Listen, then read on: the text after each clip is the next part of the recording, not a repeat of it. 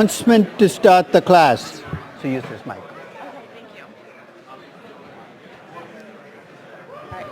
Hi, everyone. I'm Antonella Tellez. I'm Ashwin Chandra. And we're running for ESCA co-presidents. There's a runoff election today from noon to 11:59 p.m. And we would really appreciate if you all voted for us. Because the election last week was really close, so every vote counts. Thank you.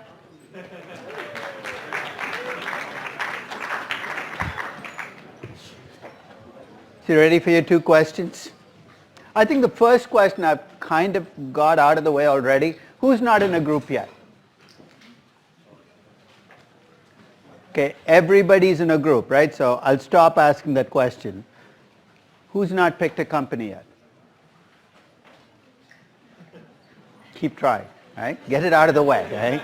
So for those of you who picked a company, the project is well underway, right? You've got, even though you might not know it, because at this stage you have to be assessing where the power lies in your company. Keep your focus, right? We said there's an end game here. The end game you're asking here is where does the power lie in this company? It could lie with the managers, it could lie with US stockholders, maybe it lies with inside stockholders as opposed to outside stockholders. But that's the first part of this project, is getting a sense of where the power lies. What's driving this company? So the next step in this process, of course, is to start to put some flesh and bones on risk and return. And last session, I gave you my definition of risk. I said risk is a combination of danger and opportunity. And I said every risk and return model in finance is about measuring the danger in an investment and asking how much opportunity do I need to compensate me for taking that danger. So let's look at what a good risk and return model would allow us to do. Then we can look at all the choices we have and measure them up against, are they measuring up to what we define as good?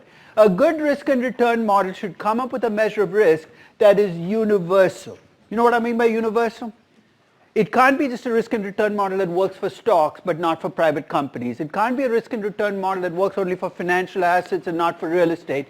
I'd like a risk and return model that's universal because as investors, we can invest in lots of different places and we want something that will allow us to make those choices. Second, a good risk and return model should be very specific about what kinds of risks you will get rewarded for and what kinds of risks you would not get rewarded for. Like you're saying, well, what kinds of risk would I not be rewarded for? I'll give you an absurd example.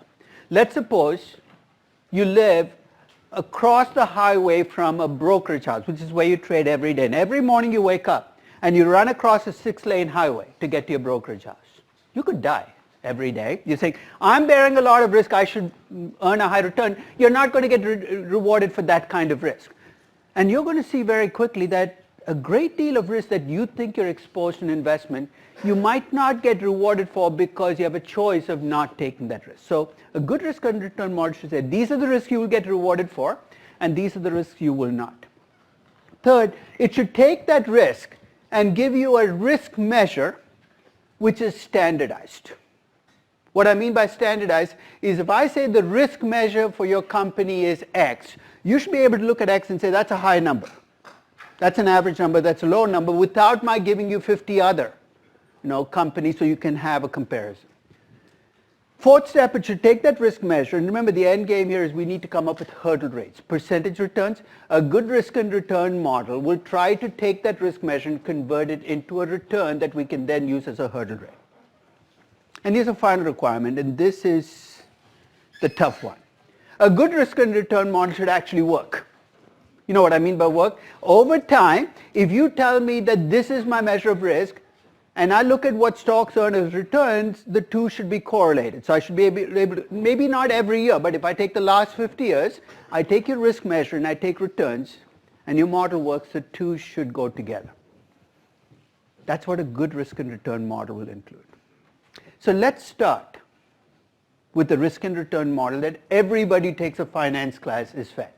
You've seen it in foundations, which is the capital asset pricing model. The most misunderstood and maligned model in the history of economics. Misunderstood because people read into it whatever they want to. Maligned because it becomes the symbol of everything you hate about finance and portfolio theory. I don't like to do this because I don't like betas. I'm going to give you a completely non-statistical derivation of the CAPM. And along the way, I'm going to be try to be as open as I can about the limitations along the way. So the CAPM came into being in the early 60s, 1963-64. And Sharp and Lintner, the two people who developed, ended up winning Nobel Prizes 25 years later.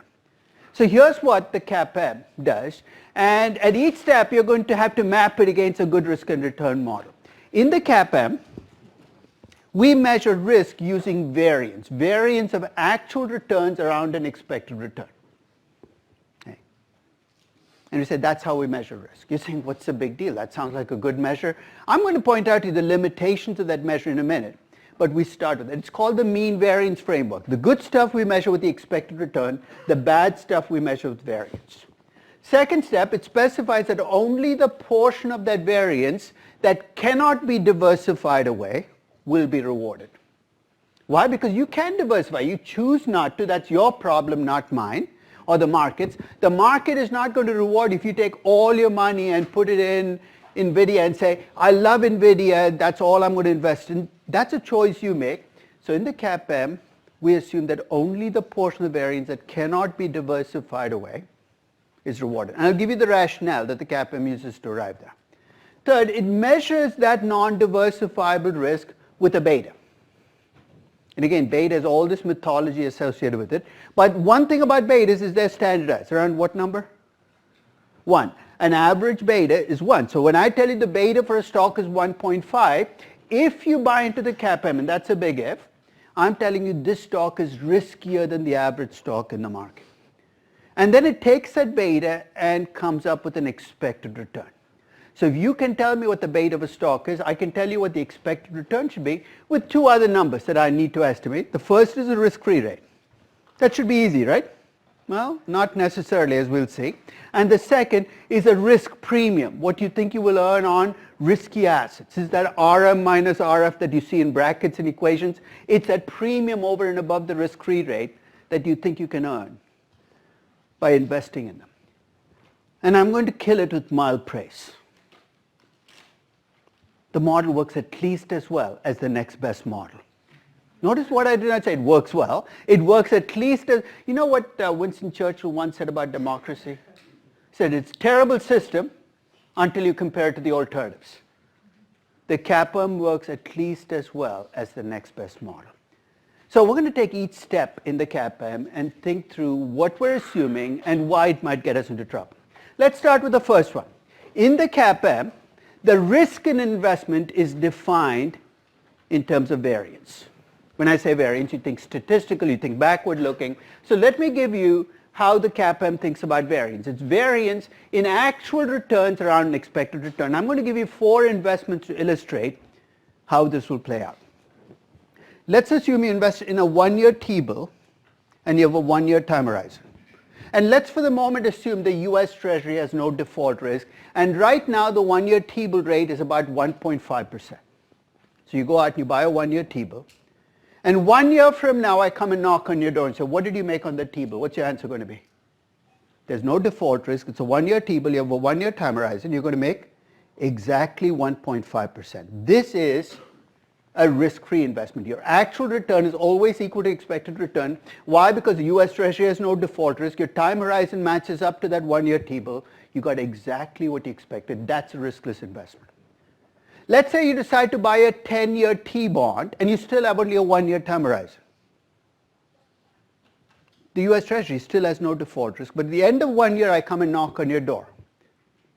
Is your return guaranteed? What portion of your return is guaranteed? The coupon is going to come in. What portion is not? The price of the bond could change. Why? Because interest rates change, the price of the bond changes. A 10-year T-bond is not risk-free if you're looking at a 1-year time horizon. There's variance. Already I'm laying the foundations for risk-free rates.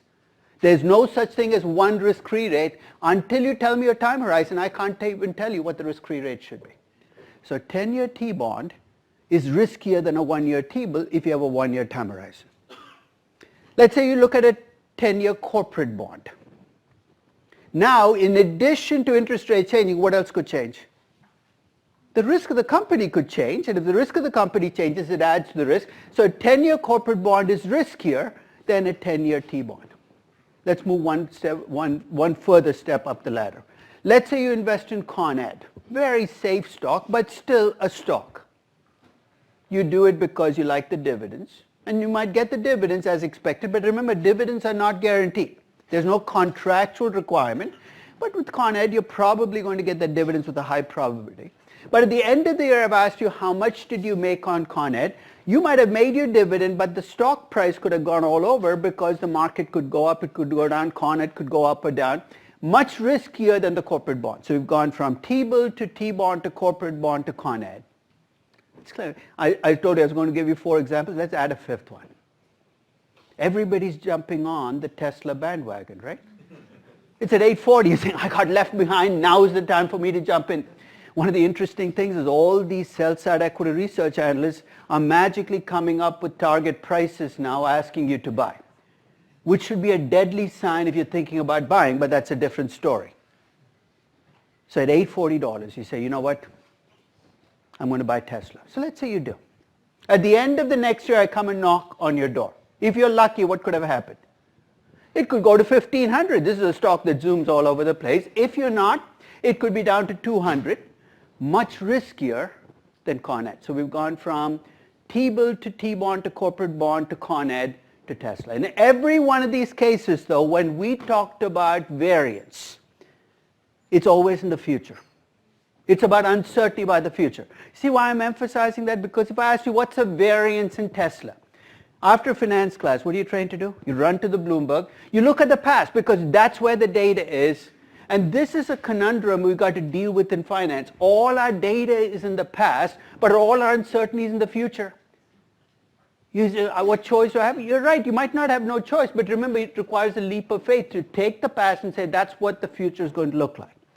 So if you ask me how risky is Disney, my crutch will be to go look at the past, they've been traded, give you the variance. So basically I've computed the returns and standard deviations in Disney going back between 2008 and 13. So in 2014, ask me how risky is Disney. I could give you this number, but if I'm careful, I should add a caveat, which is the company's changing.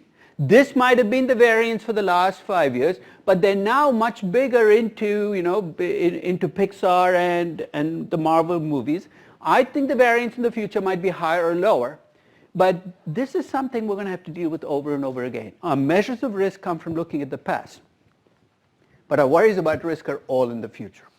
So in traditional CAPM, we start with the presumption that variance measures risk, and often that variance is estimated by looking backwards. But I want to go back to the core of the entire model, which is expected return is good, variance is bad, nothing else matters. And I'm going to pose a challenge for you, a question for you.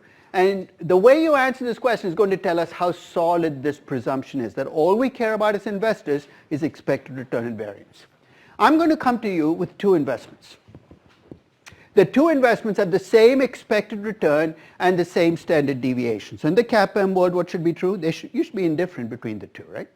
I'm going to throw a couple of glitches into this process, and you tell me as investors whether this might tilt your choice. So same expected return, same standard deviation. But company A offers this very small chance you could quadruple your money, while company B, the best possible payoff you can get is plus 50%. It's already in the expected return, the standard deviation, but I'm just throwing out, there is this very small chance you could quadruple your money on company A, but the best you can do on company B is 50%. Might that affect your investment choice? Because if you lived in a CAPM world, what should you say? I don't care. So here's what I'm asking you, and don't think about what should the CAPM ask me to do. I want you to think as an investor what you would do. How many of you would be indifferent between these 2 investments still? So 1, 2. 2 of us live in the CAPM world. The rest of us are either still waking up or we don't live in the CAPM world. Already you can see why the foundations of mean variance are built on fairly loose foundations because most of us don't live in. In fact, how many would prefer investment A because of the chance of quadrupling your money? No, I would too. It's human nature, right? It's a very small chance, but this is called, if you want to give it a fancy name, preference for skewness. Investors like skewness. They like the chance, positive skewness. They like the chance that you could have this chance of quadrupling your money. I mean, you probably heard that Berkshire Hathaway invested in Kroger last week. Now notice I didn't say Warren Buffett invested in Kroger, even though that's what the news story said. Warren Buffett is 90 years old. He's not picking stocks. He's basically, doing his usual shtick. It's, Berkshire Hathaway is now run by guys he handpicked to pick stocks. They pick Kroger. If I told you Kroger and Tesla have the same expected return standard deviation, let's say that's true. I would still pick Tesla over Kroger. Why? Because there is no chance Kroger is going to quadruple in the next 5 years. There's no upside scenario that you see, but Tesla could. Which means there might be people who invest in Tesla even though the expected returns are lower than on other investments because they value that probability of quadrupling their money. Keep that in mind when you look at people investing in small companies, high growth companies. That tail in the distribution is what's drawing you, which means you like that upside. Let me revert back to my original example. Expected return is 15%, standard deviation is 25%. Now forget about the big payoffs upside, let's think about the downside. Let's assume that on company there's a chance that you could lose all your money. But on company B, the worst that can happen to you is you can lose only 50%. Might that affect your decision as well? This is called loss aversion. There are some investors who worry about downside risk, and that becomes a focus, which means if I gave you two investments, they have the same expected return standard deviation, you'll pick the one where the worst case scenario is less bad because you worry about worst case scenarios. You think which one is right? There's no right or wrong. We're all born with utility functions, things that we value. Some of us want the upside and we're going to go after the stocks that quadruple their money. Some of us are very risk averse. We worry about the downside. But the bottom line is neither of us is going to live in the mean variance world because we're thinking about upside or downside. So the starting foundation for every risk and return model in finance is the mean variance framework. And already we're casting some doubt about what that will do to our end results. Let's come back to it when we ask, does the model work? Maybe this might explain where the model doesn't work that well. Second step in the process, and this to me is where finance changed the way we think about risk. Until the early 50s, the way economists thought about risk is they stopped at step one. They said stocks with a lot of variance should be riskier than stocks with less variance, and we should therefore get a higher return if we invest in stocks that move a lot. And along came Harry Markowitz in the early 50s, and he said, and he's actually a PhD student at Princeton, sitting at the library working through this, when he noticed that there were these high variance stocks that if you added them to a portfolio were not that risky. So we're going to go to the foundations of why diversification reduces risk. And again, I'm not going to use statistics to prove it. I'm going to use Disney as my example. If you take Disney and you think about investing in Disney, think about all the risks you're exposed to. The first risk is that they have some big budget movies. The next Pixar movie is coming out, Upward, Onward, whatever it is, coming out in a few months. It could be a super hit, could be an average hit, it could be a fiasco. There is risk on every project that Disney takes. But that's risk that affects only Disney. If the next Avengers movie crashes and burns, Disney will be hurt, but the rest of the world is not going to come to a standstill. Oh my God, no, the Avengers are dead. Maybe it will, I should take that back. But this is risk that affects just Disney.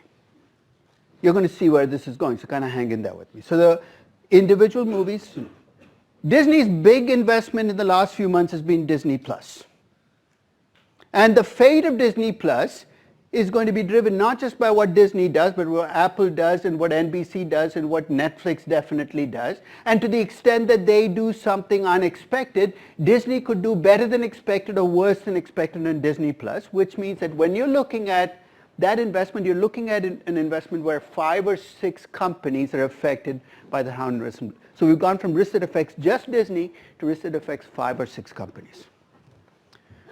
Disney owns ESPN and ABC. It's part of the broadcasting business. If next year a law was passed by Congress tightening rules on the broadcasting business, I don't know whether network neutrality would be it, but something happens, it's going to affect Disney and every other company in the broadcasting business. And there are about 150 companies, because it's not just the broadcasting companies, it's all the companies that feed into those broadcasting companies. So we've gone from risk that affects 1 company to 5 or 6 companies to 150 companies. The biggest Disney theme park in recent years in terms of cost was Shanghai Disney.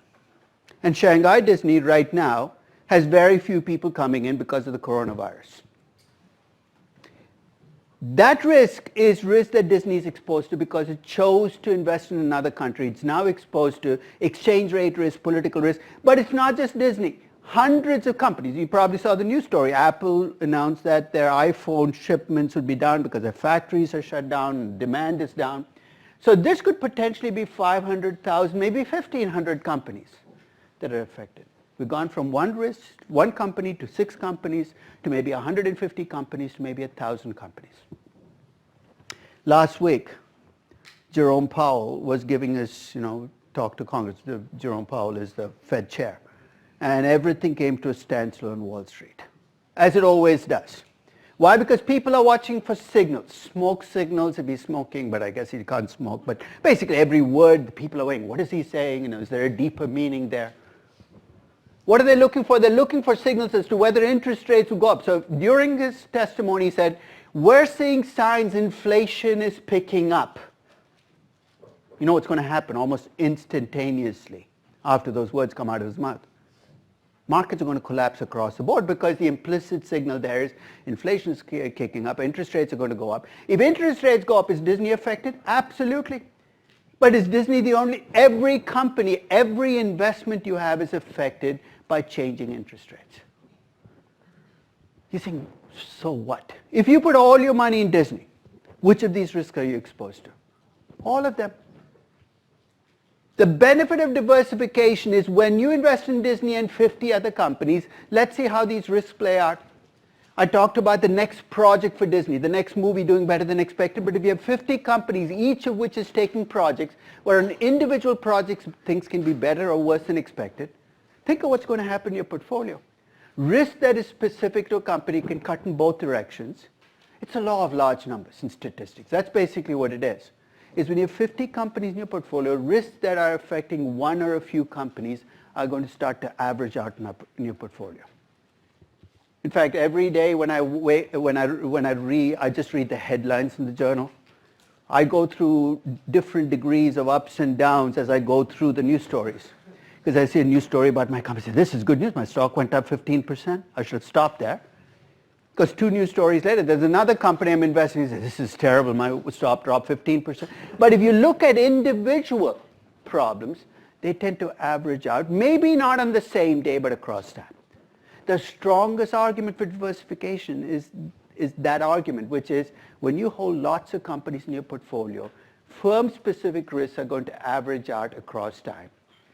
But risks that affect most or all companies will not average out. So interest rate risk will not be, you could be in every stock in the S&P, you can be in every US stock, every global stock. But if interest rates go up significantly today, I don't care how diversified you are, you're going to feel the pain tomorrow when you open up and check what happened to your portfolio. So risks that affect most or all companies will play out in your portfolio. And therein comes this gray area. Interest rate risk is clearly macro risk. We're still trying to negotiate a way as to whether the coronavirus is a macro risk or something we should diversify away. And the way it's affecting markets suggests that it's getting closer to the macro risk column than the micro, because so many companies are affected by what happens in China. If this had been a much smaller market and it might have been contained, but there is no way you can stop this because pretty much every company has some China effect play out. So that is the reason for diversifying, is by diversifying, you're averaging out risk. Now comes the part in the CAPM where you see why the model can assume that, because investors can diversify, they can choose not to. In fact, we know that most investors don't diversify. If you get a chance, read the weekly challenge from this week, or the weekly puzzle from this week. And one of the links I have is to a paper that looked at typically how many stocks do individual investors who invest actively hold. The good news is most investors don't invest actively. Why is that good news? Because when investors invest actively, the more active you are, the lower your returns tend to be. Okay? Most investors invest through mutual funds, but there are investors who think they can beat the market. They go out and buy stocks. You know the median number of stocks in an individual investor's portfolio is 3 to 5. So if I stopped right there, you'd say investors are not diversified. And the CAPM assumes that investors are diversified. So here's where I'm going to introduce what I'll call the marginal investor. And this marginal investor is going to play a huge role in how we think about risk. You're saying, who the heck is a marginal investor? The marginal investor is the one who at the margin sets prices for a stock. So let's start off with a reality check. None of us is ever going to be a marginal investor. Why? I could own 10,000 shares of Apple, 100,000, even Carl Icahn found he couldn't move the stock price because it's such a widely held and liquid stock with $1 trillion market cap that to affect the price, you have to own a lot of shares and you have to trade those shares. In the CAPM, the assumption is not that every investor is diversified, but that the marginal investor is diversified. Now we can ask, is that a sensible assumption? I'm going to do this with my companies, and I'm going to give you a tool to do that with the company you've picked. Notice the nag, you've got to pick a company to do this. Okay? Because this is a key step in the process. Because the marginal investor is diversified, you have to look at risk through that marginal investor's eyes because you have no choice. You basically are riding the marginal investor's perception of risk even though you're an individual investor who's not diversified. So there are two things that you need for a marginal investor. You need to own a lot of shares and you need to trade those shares. Both, and that is why the largest investor in a company might not be the marginal investor. Mark Zuckerberg is not the marginal investor in Facebook. You know why? He owns a lot of shares, but what does he not do? He can't trade them for two reasons. One is giving up control. The second is every time an insider trades, you got to let the SEC know this is not something we call a broker. Say sell 10 million right now. Larry Ellison is not the marginal investor in Oracle, even though he's the largest individual investor.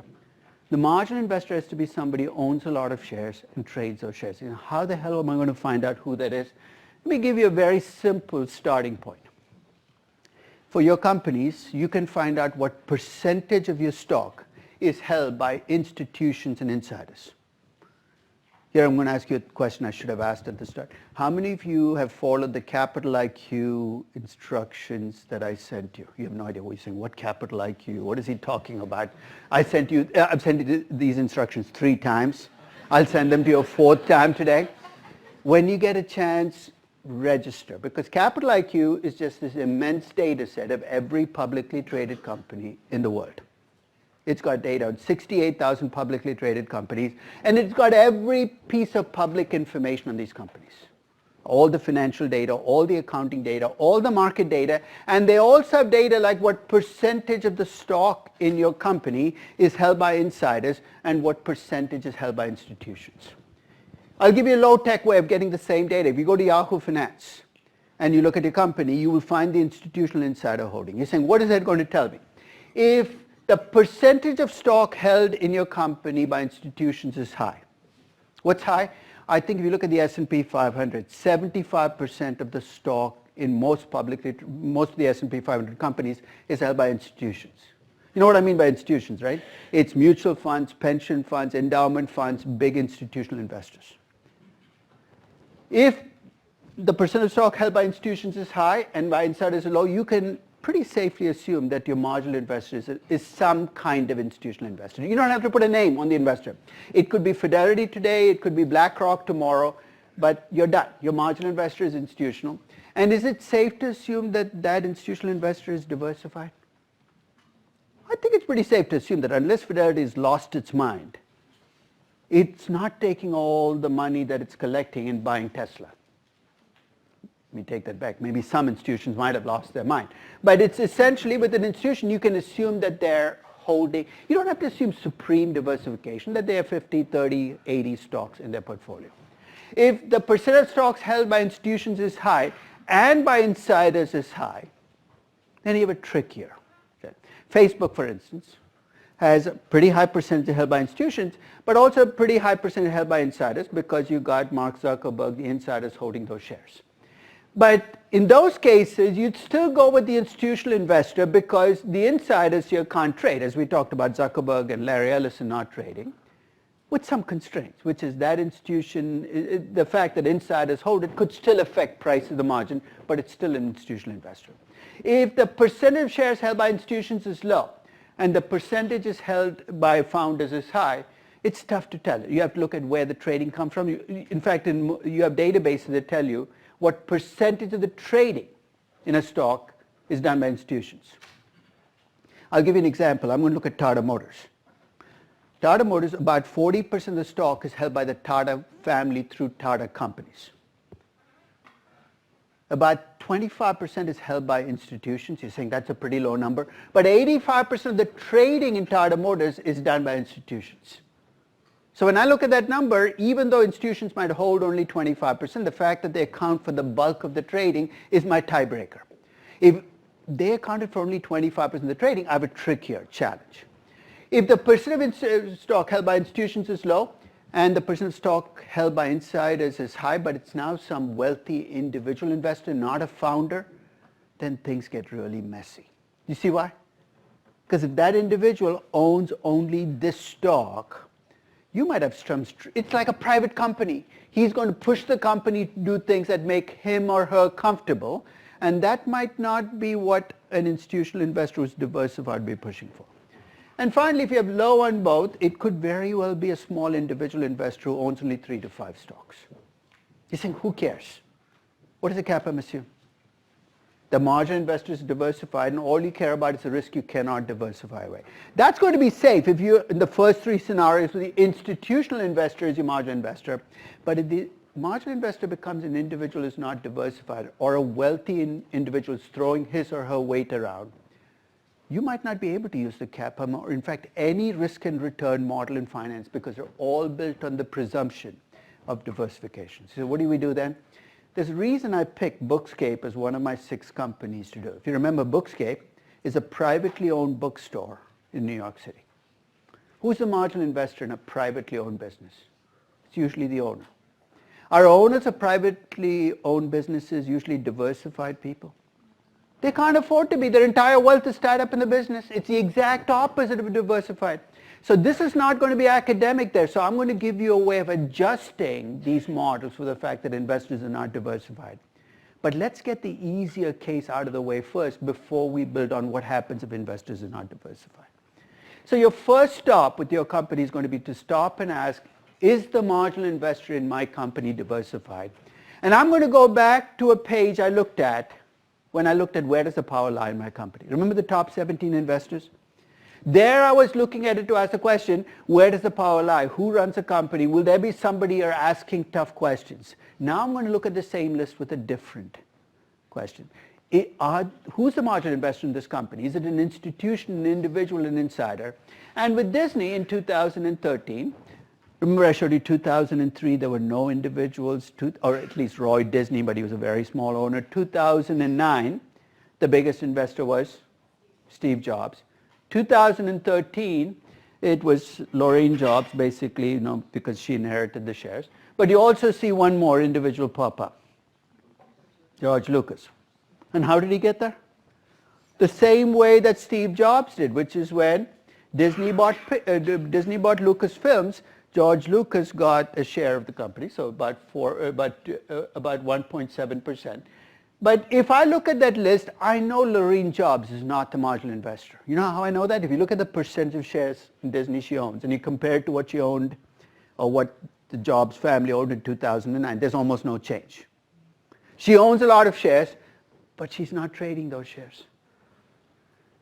Could George Lucas be my marginal investor? Maybe if he sent Luke Skywalker to trade for him. But I don't think the SEC is going to accept that excuse of Luke traded the shares, it wasn't under my control. I think I'm on pretty safe ground here, assuming the marginal investor in Disney is some institutional investor. Whether it's BlackRock or Vanguard, I really don't care. So don't try to put a name on the individual investor because they're interchangeable, at least for this question. Because here you're asking, is that investor likely to be diversified? And I would say the answer is yes for pretty much everybody in that list who's an institutional investor. Get used to seeing BlackRock on that list. In fact, when you print this list off for your company, I'll wager that 85 to 90% of the companies in this class, BlackRock is there. It's like Where's Waldo? You go to the most obscure markets in the world. The Ivory Coast, you take the top 10 companies, BlackRock, BlackRock, BlackRock. If you had a conspiratorial view of the world, BlackRock is your demon because they're pretty much owners of everything, but they're diversified. So the question you're trying to answer here is the marginal investor diversified? With Disney, I feel pretty safe assuming the marginal investor is diversified. So I did the same thing for my other companies, and you can see that the breakdown of institutional investors is very high at Disney and Wiley. In Wiley, remember, there are two classes of shares. The voting shares are never traded. Why? Because they're for control. The 7 entities own it. So basically, the preferred shares are traded, and in the preferred shares, it's 71% is held by institutions. It's lower for Deutsche, but that 41% that's held by institutions accounts for 90% of the trading volume on Deutsche. And for Tata Motors and Baidu, so basically with every one of my 5 companies, I feel pretty comfortable assuming the marginal investor is diversified. But I definitely can't make that assumption for my privately held company. Now, I hope that for your company you get to the same conclusion because it's your life gets easier if your marginal investor is diversified. But for some of your companies, especially if you picked a small company which has a very low profile, you might end up with a company where the marginal investor is not diversified. And what I do at Bookscape might be the way you have to estimate cost of equity. But this is your first stop before you start estimating betas and taking off and estimating a cost of equity on that, because you want to make sure your marginal investor is diversified before you make those judgments. So that's the second stop. Any questions on the second stop? So variance measures risk, and only that portion of the variance that you cannot diversify is going to get rewarded. Why? Because the people who price your stock are diversified investors, and whether you like it or not, you've got to play the game the way they play it, and they're going to put in only the risk that you cannot diversify away. Yes? Can you explain the difference between whether the marginal investor is diversified or not and what that means to us? If your marginal investor is not diversified, you're closer to a private business than a public company. That's really the difference. You got to do the things I will do for a private company than for your company. So that's really and it's a big difference because it means your hurdle rates are going to be much higher for your company because you're now incorporating all the risk in the company rather than just a portion of the risk that cannot be diversified away. It makes a big difference on your hurdle rates. Right? Now comes the third step. So if you accept the proposition that diversification is good, and it's a pretty common sense one, right? There are proverbs going back in time. Don't put all your eggs in one basket. It's a diversification proverb, right? People have always said you should spread your bets. The question then becomes, how much should I carry this through? Okay. Now, let me get personal. I am a diversified investor. I am also an investor who invests in value. And this is actually a false choice you're often given. Do you want to invest to beat the market, or do you want to be diversified? Why can't you be both? Right? I am a diversified investor, but I have only 53 stocks in my portfolio. Accumulated over a long time, but only, you're saying, what do you mean only 53 stocks? There are 43,000 publicly traded companies, and that's just stocks. I don't own the bonds, the real estate. I stopped at 53. So I'm going to ask you a question. Why did I stop at 53? Give me the cruel answer first. Because I don't have enough money. Okay, we got that out of the way. I'm not worth 100 billion. I can't be. But what's the second reason I stopped? I kind of gave that away. Well, forget about smart. No, you can be stupid and try to pick stocks. You can be smart, but it's hard to, you can't beat the market by holding 43,000 stocks because by definition, you're going to match the market. I hold on to this delusion maybe that I can do better than the market, so I'm going to try to beat the market. So I am picking, I think, the best stocks, whether that's true or not, and I have this limit on how much money I can invest. You know what the CAPM assumes? It assumes no transactions costs and no private information, which is a euphemism for you can't pick stocks. So if I take away those two constraints, in fact, you're saying, even take a look at Fidelity Magellan, right? It's a fund that has tens of billions of dollars, but it stops at 150 stocks. Can't be that they don't have enough money. There's a point at which you stop because there's a trade-off, which is adding an extra stock gives you a diversification benefit. That benefit gets smaller and smaller as you keep adding stocks. The second stock you add to your portfolio will give you a bigger benefit than the third and the fourth and the fifth. It's always positive, but it's getting smaller. There is a transactions cost. So when I say transactions cost, what comes to mind for you? How many of you E-Trade or, I mean, right now, you know, I have Schwab. I think they'll pay me money to trade sooner rather than later because at this point I'm paying almost nothing on a trade. But that is not even close to what my total transactions costs are. There are two other numbers that go into transactions costs. What's the first one? Let's say you buy a stock and an instant later you change your mind and sell it off. Even if the market price has not changed, you're going to leave some money on the table because there's a bid-ask spread. You're saying, how big can that be? For a stock like Apple, it's close to nothing. But if I take a lightly traded stock on the NASDAQ and try this, I could leave 15 to 20% of the price on the table because the spread is huge. That's it. The other cost is a price impact. Something I don't have to worry about, but if Fidelity owns 10% of a company and decides to sell it all, the moment it puts that sell order, the price is going to drop. There's a transactions cost. So there's a reason people stop diversifying. But the first assumption the CAPM makes is no transactions costs. And you can't pick stock. If there are no transactions costs and there's no private information, when should I have stopped diversifying? I shouldn't have stopped at 53, not at 5,000, not at 15,000. I shouldn't have stopped until I had in my portfolio every single traded asset in the market held in proportion to its market value. I know it sounds absurd, but think of this as a gigantic index fund which holds a piece of everything. We're actually pretty close to that. If you go to Vanguard, there are these total market funds. Right? You see, without those constraints, so I would end up holding the entire market. What should we call this portfolio that is everything in the market? Let's be imaginative and call it the market portfolio. That's what I would end up holding. That's what you will end up holding. That's what everybody in this room will end up holding. Because none of us is going to pick stocks anymore because it doesn't pay off and there are no transactions costs to stop us. Which makes it a little strange, right? We all hold the same index fund. But some of us are more risk averse than others. So let's play a game.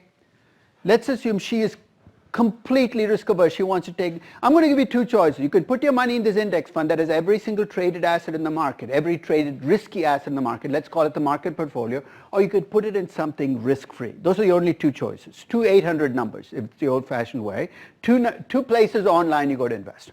She is so risk averse she wants to take no risk. What percentage of her portfolio is going to be in the risk-free asset and how much in the index fund? The 100% is going to be in the risk-free asset, nothing in the index fund. Is she doing the wrong thing? No. Given her risk aversion, she's doing exactly what she should do. She wants to take some risk. She put half her money in the index fund and half in... You want to take more, you put all your money in the index fund, nothing into the risk-free asset. Let's say he wants to take even more risk. In this world, what's the most logical way to take risk? You actually put 200% of your money, you're saying, how the hell do I do that? You borrow money and you invest in the index fund. You see what we're doing? We're saying diversification. You're not going to give up on diversification. You're just going to alter how much we all end up holding the same index fund. We're almost there in the CAPM world. We all end up holding the market portfolio. The way we think about the risk of a stock has changed completely because we all hold a market portfolio, and I come to you with a stock that never existed before. I've created a new stock, Casper. You know how you measure the risk of Casper? You won't look at how risky Casper is standing alone. You look at the risk Casper adds to the market portfolio. You think, how am I going to measure that risk? You're going to look to see how Casper moves with the market portfolio. Statistically, it's called a covariance. Basically, if Casper moves in ways that have nothing to do with the market portfolio, adding it will do nothing to your risk. You can treat it as riskless. But if it tends to go up and the market goes up and goes down and the market goes down, it's much riskier. You measure the covariance. That's it. We're almost there. In the CAPM, the risk of a stock is not measured by its total variance. It's measured by its covariance with the market portfolio. And the CAPM would have stopped there. Bill Sharp would have stopped right there, but the covariance has a slight issue. If I told you the covariance of your stock with the market is 37%, and I said, is that a high number? What's your answer going to be? I have no idea. So here's what I'm going to do. I'm going to take that covariance, 37%, and divide it by the variance of the market. So every covariance I'm dividing by a constant. Let's say the variance of the market is 30%. 37 divided by 30 gives me about 1.2 something. That's a beta. A beta is just a standardized measure of covariance. But think of how much baggage I've accumulated along the way to get to the point of saying beta measures risk. I had to buy into mean variance. I had to assume the marginal investor was diversified. I had to assume no transactions costs and no private information. And if you buy into all of that, you're at the end game with the CAPM saying everybody holds a market portfolio. The risk of a stock then becomes a risk it adds to that market portfolio, and you can measure it with the beta. And let's close the loop. If you're willing to go all the way up to that point, might as well take the last step. If beta is your measure of risk, the expected return on that investment can then be written as the risk-free rate as a base. The beta measures how risky your stock is to a diversified investor, so it's scaled around 1. And I'm going to multiply that beta by what an average stock will make in the market. That's what that risk premium is. Risk-free rate, beta, risk premium. I'm home free. There's only one final check I have to run, right? Does the CAPM work? And here I have some problems. Actually, I don't have problems. Lots of people have problems. I still use betas to get cost effective. So when I value a Casper, I use betas. And when I talk about my valuation, you know what people hone in on? It's not my growth rate, not the margins, not how many mattresses I think they will sell. All big assumptions, they hone in the beta. Say, you still use betas? And the less they know, the more dangerous they become. Because beta is like Freddy Krueger. It dies every Halloween and comes back the next Halloween. It's been killed multiple times. Beta's dead, beta's dead, beta's dead. And there are a number of critiques of beta, and if you ever use betas, you've got to be ready for these critiques. The first critique is the model makes some unrealistic assumptions. Does it? Absolutely. No transactions cost, no private information, mean-variance framework. To which my response is, so what? I used to be an econ major in a previous lifetime. And I still remember those realistic econ models that nobody can use. If only you knew the second differential of your utility function to wealth, everything will be clear. When will I observe it? Never. Nobody ever has. But once you see it, given a choice between an unrealistic model that makes realistic assumptions and a realistic model that makes unrealistic assumptions, I'll take the latter over the former. So if that's your only critique, it makes, hey, give me your model and we list out all the unrealistic assumptions you have to make. The second critique will come from the coward in the last row. He said, but you could have got the beta wrong. Really? That's all you think I got wrong? You should see my revenue growth rate, my margins, the number of mattresses I'm going to sell at Casper. I get everything wrong. You know why? Because I'm trying to forecast the future. If your argument against a model is sometimes it doesn't work, That's thin gruel. It really is not a critique because that could be said about any model in economics or finance. The third critique cuts to the bone. It doesn't work that well. In fact, in 1991, two professors at the University of Chicago, Farmer and French, decided to test out whether the CAPM worked. You say, how would you test it? It's actually very simple. What does the CAPM say your only measure of risk is? Beta, right? So if the CAPM is right, and I take a very long time period of history, and I look at betas and returns in stocks, 100% of the variations in return should be explained by betas if I take a long enough time period, right? So here's what they did. They took a 30-year time period, pretty long. They looked at what percentage of the variation in returns is explained by betas. And I'll give away the end game. It wasn't 100%. It wasn't 90%. It was about 7%. So basically, we're using a model that explains about 7% of the variation in returns. And you're saying, how do you get away with it? With an anecdote. And you can use this anytime somebody says, how come you're using a model that explains only 7% of what's going on? Because the alternatives are not that great. You're saying, what are the alternatives? I'll give you a history of risk and return models in one page here. Here's the CAPM, and I gave you the assumptions. And in the CAPM, we measured all of the risk with a single beta. 1964, the CAPM comes out. For 14 years, it's the only game in town, the CAPM or nothing. In the late 70s, Steve Ross, who was teaching at Yale at that time, said, this is silly. Why are we trying to measure all of the risk in a stock with one beta? We want to measure risk that cannot be diversified away, but risk that is affecting the market could come from interest rates, inflation, real economic growth. And he said, market risk can take different forms. Why didn't we allow for multiple sources of market risk and a beta against each one? And people said, that's a great idea, but how would we know how many sources of market risk there are and what the beta is? He said, that's very easy. Give me a powerful computer and 50 years of stock returns for individual stocks. They gave him the data. And what's the definition of market returns? So market risk? It's risk that affects most or all companies at the same time, right? He sent the computer on a search mission. It's called a factor analysis. He said, look through the data looking for common factors, things that seem to move the same 1,000 stocks together on multiple days. So 2 hours later, the computer comes back and says, I found 5 factors. And here are the betas against each one for each stock. This was like a gift from the heavens. Now you have a model where instead of one beta, you have 5 betas, instead of one market factor, you have 5 market risk factors. It's called the arbitrage pricing model. And when it first came out in finance, we thought we had found the solution to our problems.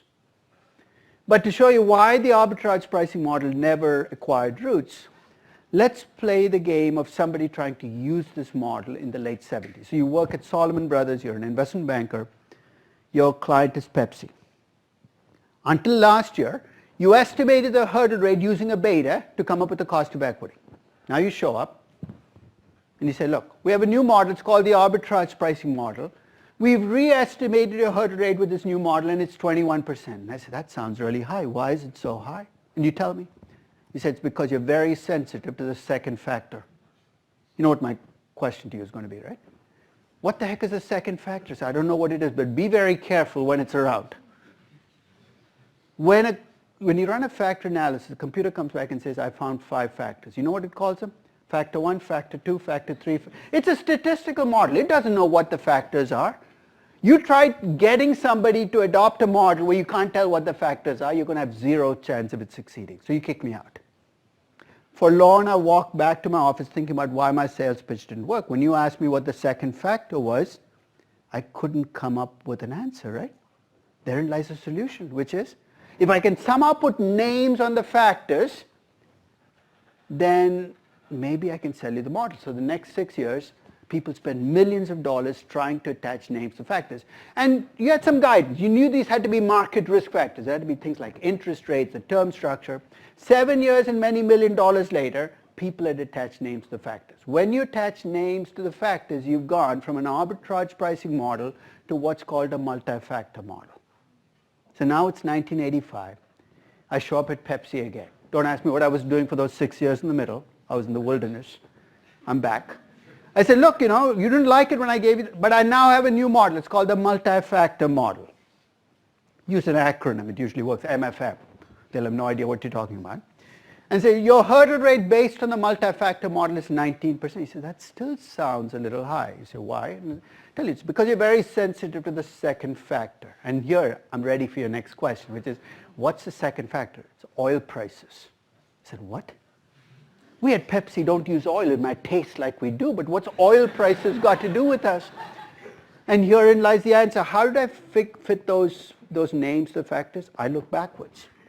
In the 1970s, oil prices were a big factor driving stock price. I did my job. Statistically, I found the factor. The only problem, by the time you got to 85, oil prices were no longer a big factor. And this has been the bane for multi-factor models. I can attach factors. The data is there. But by the time I put a name on the factor, the factor shifts. Because each period brings a different factor into play.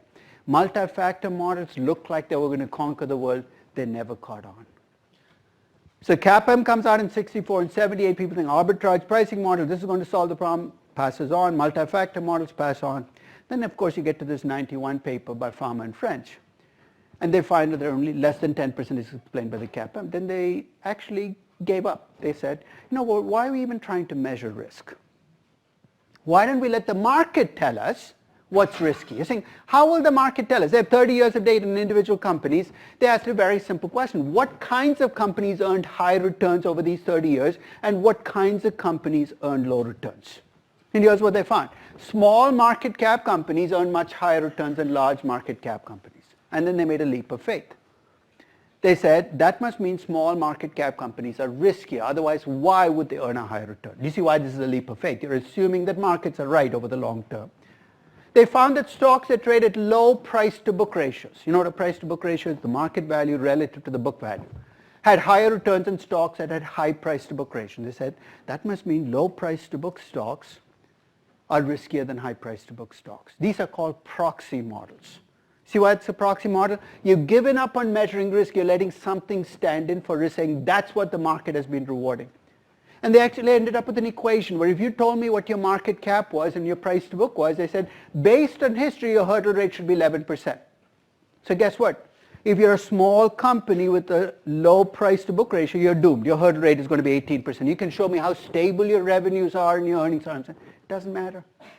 It's almost a karmic view of risk. Your risk is determined by what kind of company you are.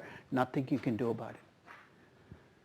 And proxy models have actually caught on, but not in corporate finance, but in portfolio management to measure performance. Because what people were doing was they're playing a game. They were beating the market if you use the CAPM because they found all the kinds of companies where the CAPM was underperforming.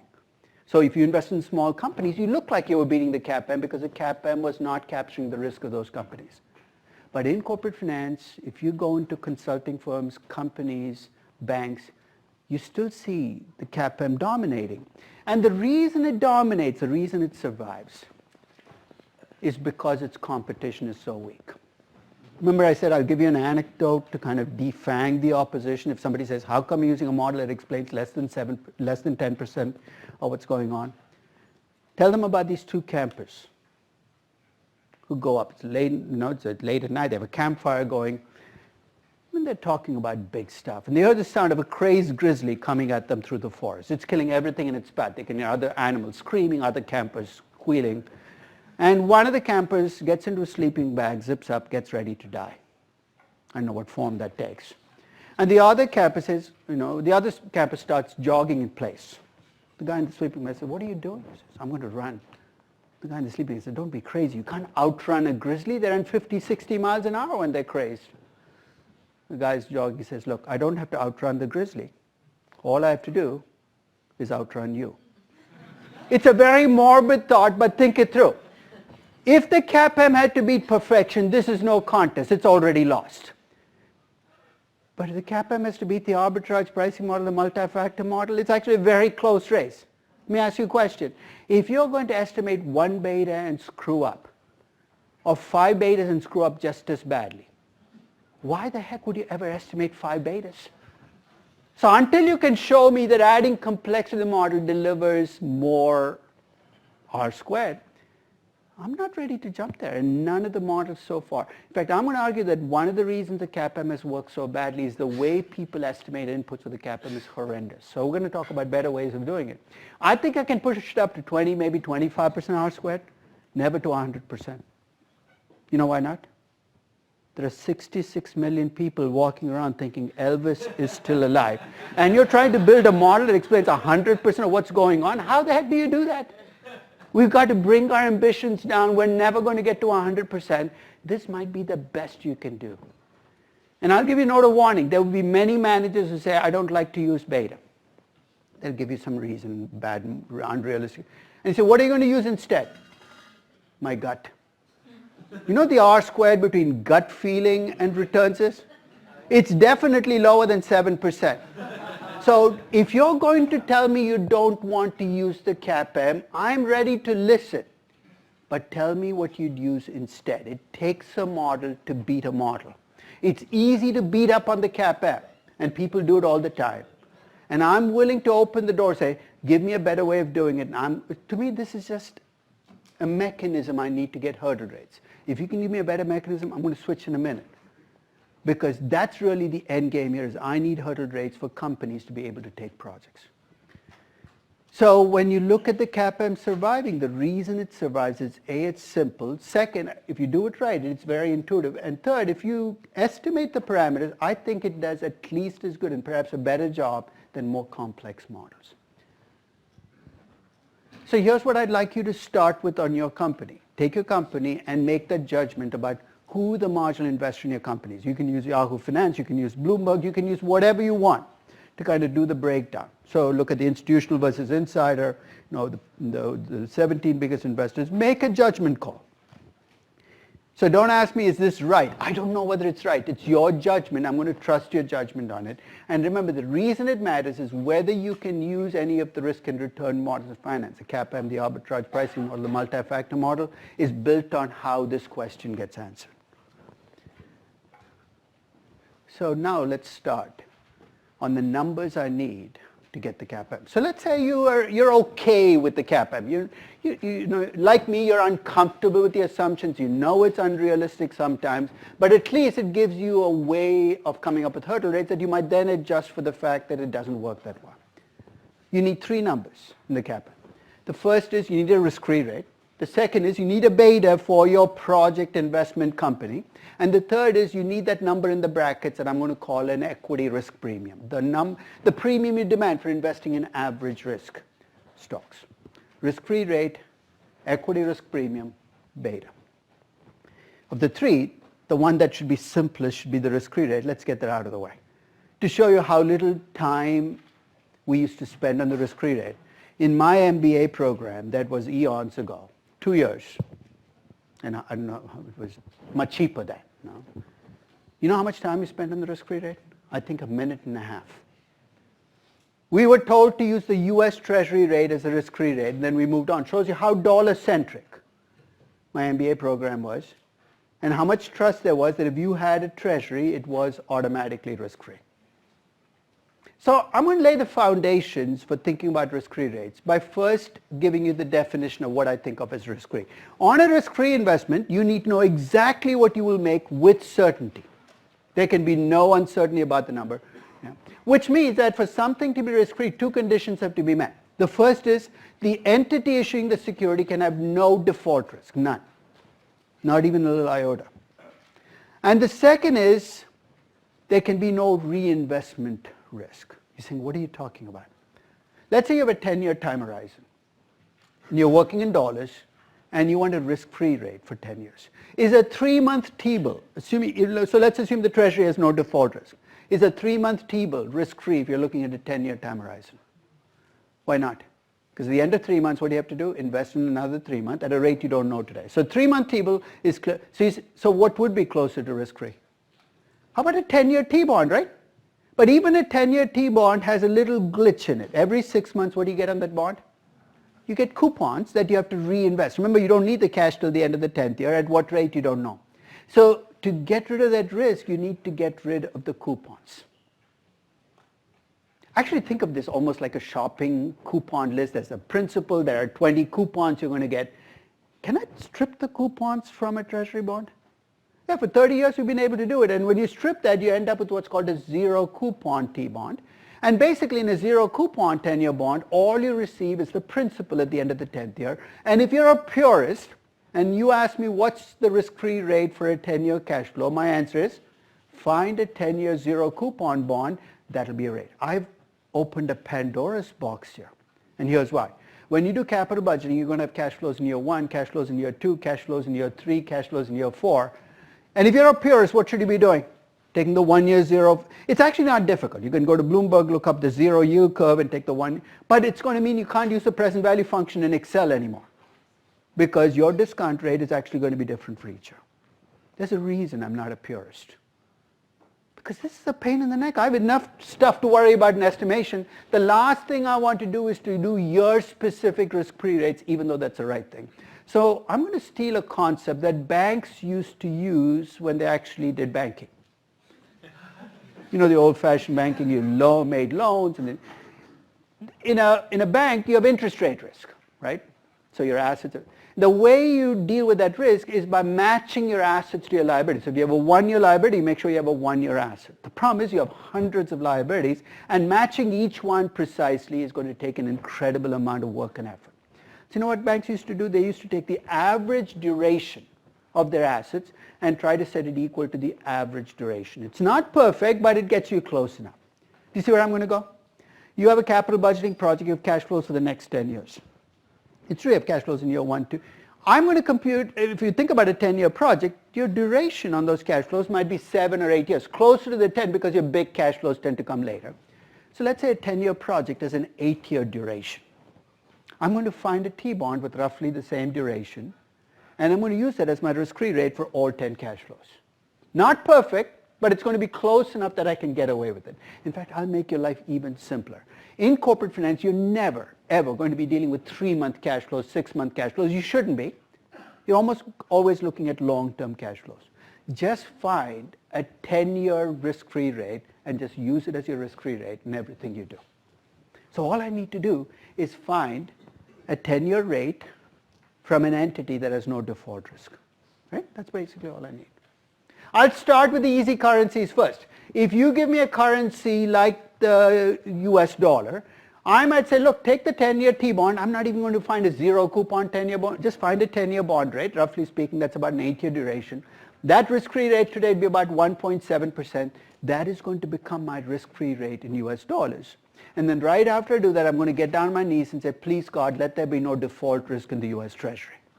Because remember, that's, there's no guarantee that the US Treasury will never default.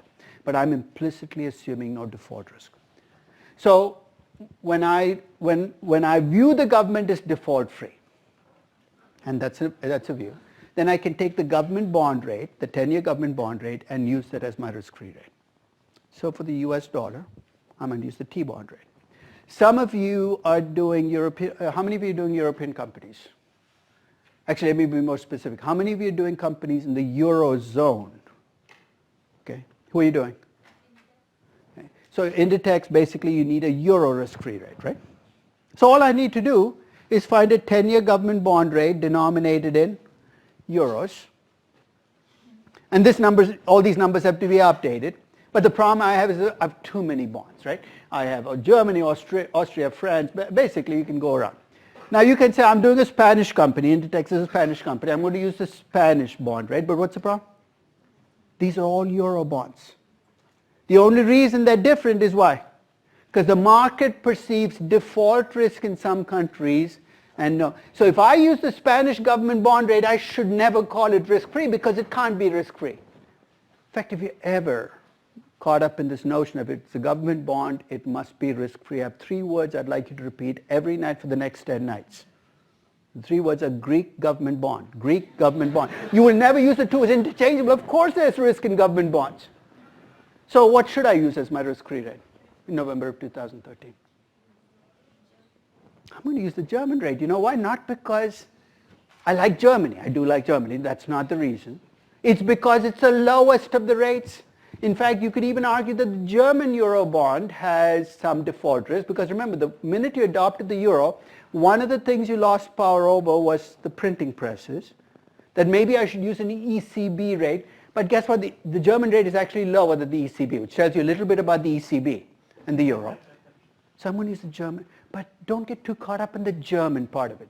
If 10 years from now the Portuguese 10-year bond rate was the lowest, miracles can happen, I'd be using the Portuguese rate. So if you're doing an analysis in euros, your risk-free rate should be, and right now you're going to run into a little bit of a problem, and we'll come back and talk about it. Right now, you know what the German 10-year euro bond rate is? It's minus 0.5%. Let that kind of, now, how many econ classes did you take where interest rates were negative? I never took one. It boggles the mind.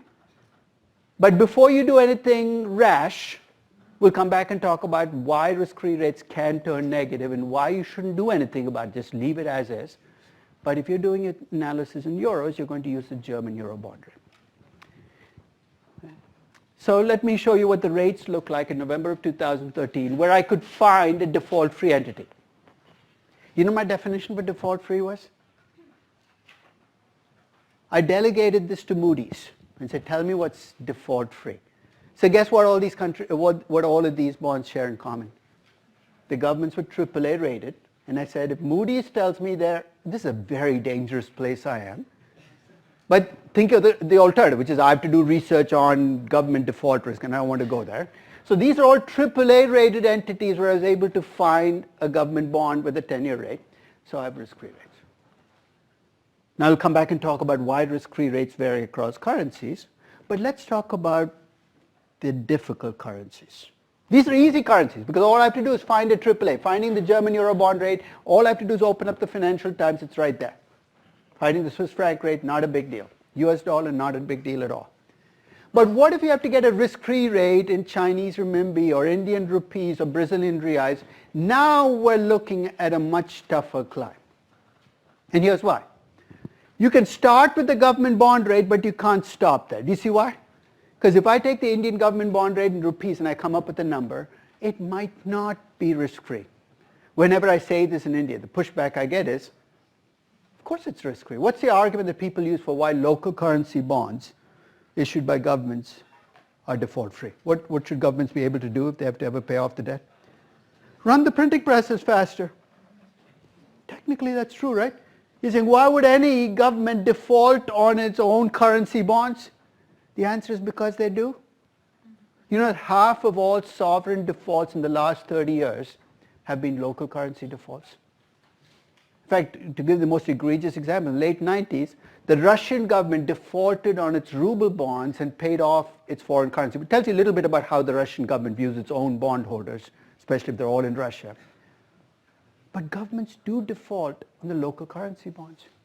Which means that I have a government bond rate in rupees, I'm not done. That is a government bond rate, it's not risk-free. To get it risk-free, what do I need to do? I need to take out of it how much of that rate is due to default risk. You think that's going to be a nightmare. I'll give you 3 ways of doing it because I think we have to do it. So in this case, let's take in November of 2013, the Indian government bond rate was 8.82%. Now remember, the Indian government bond in rupees is not the T-bond. It's not a deep, wide market. So you've got to take the liquidity as a given. Some government bond rates, you're going to say, really? So when the Venezuelan government reports that its government bond rate is 15%, you say, I don't think so. Because when your inflation rate is 500,000%, the only way people buy your bonds at a 15%, you hold a gun to their hand and say, buy the bond now. Yeah. But let's take the 8.82% as a traded rate. I want to figure out how much of that 8.82% is due to default risk. Here's what I did. I looked up the rating for India on Moody's. And this is a local currency rating. Moody's actually reports 2 ratings for every country, a foreign currency rating and a local currency rating. If that local currency rating for India had been AAA, I'd have just left the 8.82% as my risk-free rate. It was Baa2. Not awful, but not AAA. The default spread that I estimated for a Baa2 rated sovereign bond in 2013, I'll talk about how I do this at the start of every year, was about 2.25%. Let's set up an algebra problem. The Indian government bond rate is 8.82%. I'm worried that some of it is due to default risk. And if you accept my assessment of what that default risk is, 2.25% of that is due to default risk. So if I wanted a risk-free rate in rupees, here's what I'm going to do. I'm going to take the 8.82% and take out the default risk because I want to get to something risk-free. I want everybody to get the intuition first before I talk about where I get the 2. Because if I use the 8.82%, it's not risk-free. I'm bringing into something that I call a risk-free rate some risk, and I don't want that to be the case. I follow the same process for the Chinese renminbi. Again, I take the government bond rate. The rating for China is much higher than for India, AA3. The default spread is lower. I get a risk-free rate. So you give me currencies where there is default risk. I start with the government bond rate, but I clean up by subtracting out the default spread. You're saying, where do I get default spreads? Because to do this, you need default spreads. And that's really what I'll do next. But in some countries, you'll give up. You'll give up even trying to do this because it's impossible to do, either because there's no government bond, Egyptian pounds. You can look as much as you want, but there are no 10-year Egyptian bond rates. Or because the inflation in that currency is so high, you just won't want to deal with that currency. And you have two choices. One is you can do your analysis entirely in a different currency. US dollars, euros, where you can get a risk-free rate. Or you can do everything in real terms. Take currency entirely out of the equation. In real terms, you're ignoring inflation in your numerator and your denominator. And you know what? For 20 years in Latin America, probably through 2010, almost everything you saw in any Latin American country was either done in dollars or in real terms. Nobody wanted to deal things in nominal reals, nominal pesos, because they just threw up their hands. There are too many zeros showing up here. So when you're looking at a company in a different country, I would like you to try to get a risk-free rate in local currency, but if it gets really hopeless, switch currencies. And in fact, when you do that, you're going to end up with the same answer, and I'm going to talk about why. But you first have to go through the process to make that judgment. So a little bit about these default spreads. You're saying, where did that 2.25 and 0.8% come from? I'll give you 3 ways of getting the default spread. The first is if your country has dollar or euro denominated bonds, you can use those bonds to back out a default spread for the country. As an example, in November of 2013, the Brazilian government had dollar denominated 10-year bonds that had a rate of 4.25% on them. The T-bond rate on that day was 2.75%. Do you see what I'm going to do? I'm going to take, they're both dollar bonds, so I should be able to compare them. If I take the difference, I get a default spread based on the government bond of 1.5%. This will work only if your country has dollar or euro denominated bonds. There are about 15 countries where this is true. Much of Latin America has dollar denominated bonds. Parts of Eastern Europe, like Poland, has a euro denominated bond. You can compare to the German euro bond rate. So that's the first approach. The second, and this is a more recent entrant into the information game, is for the last 20 years or so, you've got what are called sovereign credit default spreads. You're saying, what the heck is that? It's a way in which you can insure yourself against default risk by going to that market. And the nice thing about that market is that the number you're getting is actually a default spread. So the number for Brazil, for instance, in November of 2013 was 2.5%. So if you bought a Brazilian bond and you were worried about default risk, you could go to the CDS market and buy a CDS, and every year from your coupon you'd have to pay out 2.5%. The nice thing about a sovereign CDS spread is it reflects what's happening right now. Government bonds might not be traded, but if something terrible happens in a country, you're going to see the CDS spread almost instantaneously react to it. You're going to see it play out. So it's a market-based number. And the third, the sovereign CDS is now available for about 70 countries. I'll send you the whole list after class so you can see what they look like at the start of 2020. And then you have a third approach, which is for countries where you can get neither a government bond in dollars or a CDS. And there are about 90 or 95 countries where you can get a rating. And I have a lookup table I've created based on countries where I can look up a spread, where if you tell me what your sovereign rating is a country, I'll tell you what spread should go with that rating. So I update these numbers. So if you tell me right now it's Baa2, looking across Baa2 sovereigns, your spread should be roughly 2%. You're saying, what if I have all three? Pick one, just move on. Many countries you might have 2 out of 3. Some countries you're going to get 1 and be happy. Then say, look, I don't have to make a choice.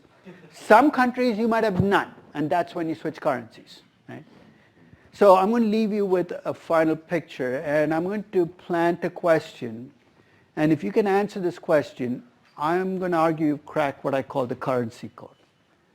These were the risk-free rates in all of the currencies for which I was able to estimate a risk-free rate in 2013. I update this and I'll give you the updated numbers for 2020, what they look like. But basically you're saying, what are these bars? The total bar is the government bond rate. The purple is the default spread. So basically I'm taking out the default spread. What's left, the gray part, is my risk-free rate in currencies ranging from the Taiwanese dollar to the Brazilian real. Okay. Risk-free rates vary across currencies. That's clear from the graph. And you probably had that prior already. So here's my question. I want you to think about this before your Monday class. Why do risk-free rates vary across currencies?